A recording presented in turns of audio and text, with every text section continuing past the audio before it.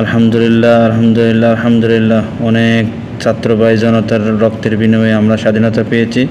স্বাধীনতাটা 1971 সালে আমরা পেয়েছি একবার, আবার 2024-এর 5ই আগস্ট আমরা স্বাধীনতা পেয়েছি। আলহামদুলিল্লাহ। স্বাধীনতা অর্জন হচ্ছে, স্বাধীনতা রক্ষা করা কঠিন। আমার ছাত্র ভাই এবং ছাত্র জনতাকে বলবো, আপনারা স্বাধীনতাটা আমরা উদযাপন করেন, যেন কোনো সমস্যা না হয়, কোনো প্রবলেম না হয়, মানুষের ক্ষতির কারণ যেন না হন। আপনারা দেশকে স্বৈরাচার মুক্ত করেছেন, এমন স্বৈরাচার মুক্ত করে আবার দেশে আর কোনো সমস্যা সৃষ্টি করবেন, এটা কিন্তু স্বৈরাচারের সাথে আপনাদের আর পার্থক্য থাকবে না।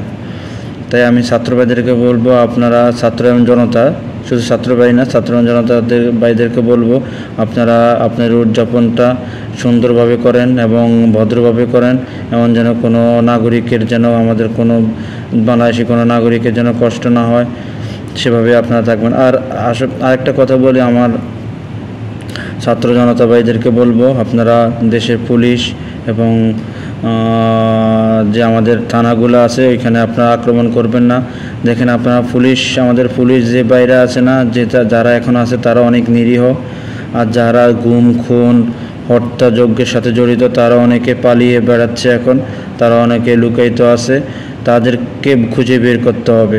আমরা যারা এখন আছে তারা অনেক নিরীহ, তারা শুধু নিজের চাকরি বাঁচানোর জন্য কিছু তাদের আদেশ মানতে হয়েছে। তাই আমি বলবো, অবশ্যই আপনারা থানা এবং পুলিশ ভাইদের উপর আঘাত করবেন না। থানাটা হচ্ছে আমাদের দেশেরই সম্পদ, এটা আমাদেরকে আবার বানাতে হবে। দেশের সম্পদ নষ্ট করার একটা স্বৈরাচারের লক্ষণ, আমরা স্বৈরাচারের লক্ষণটা করব না ইনশাআল্লাহ। আপনারা সবাই শান্তিভাবে উদযাপন করুন। স্বৈরাচার মুক্ত দেশ করেছেন আপনারা সবাই শান্তভাবে উদযাপন করুন আপনাদের এই স্বাধীনতাটা। আপনারা কোনো থানা বা পুলিশ বাড়িতে কোনো আক্রমণ করবেন না, কোনো পুলিশ ভাইদের উপরে আক্রমণ করবেন না। আপনারা যেমন রক্তের বিনিময়ে স্বাধীনতা এনেছেন, এই পুলিশ ভাইদেরও তাদের যে পরিবার আছে, কারো বন্ধু, কারো ভাই, কারো স্বামী, কারো ছেলে, তাদেরও একটা পরিবার আছে, তারা নিরীহ, তাদের চাকরি বাঁচানোর জন্য তারা অনেক কিছু করতে হয়েছে, তাদের উপর আক্রমণ করবেন না প্লিজ।